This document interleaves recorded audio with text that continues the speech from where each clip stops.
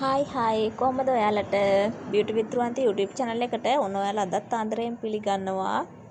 ඉතින් ඉස්සෙල්ලම කියනවා වීඩියෝස් වලට ලයික් කරලා කමෙන්ට් කරලා යාළුවෝ අතර ෂෙයා කරලා channel එක subscribe කරලා මාත් එක්ක එකතු වෙලා ඉන්න කියලා.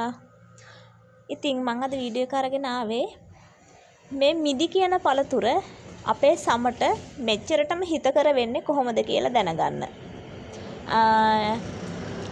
මිදි කිව්වහම මිදි වර්ග කීපයක් තියෙනවා. අපිට දැක ගන්නත් පුළුවන් වෙළඳපොලේ වුණත් කළු පාට මිදි එකක් තියෙනවා. ආයේ දම් පාට එකක් තියෙනවා. කොළ පාට එකක් තියෙනවා.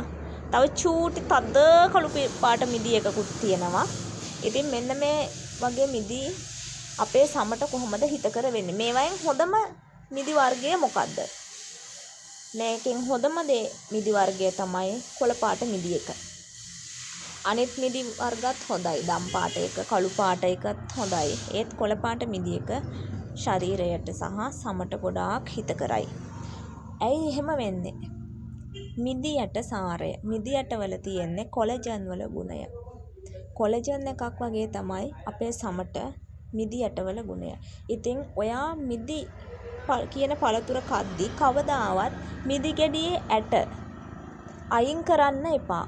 ඒ මිදි ගෙඩියේ ඇට විකලා කන්න. ඒක ඔයාගේ සමට ගොඩාක් හොඳ කොලජන් එකක්. ඔයා නොදැනුවත්වම ඔයාගේ සමට ලැබෙන කොලජන් එකක් තමයි මේ මිදි ඇට.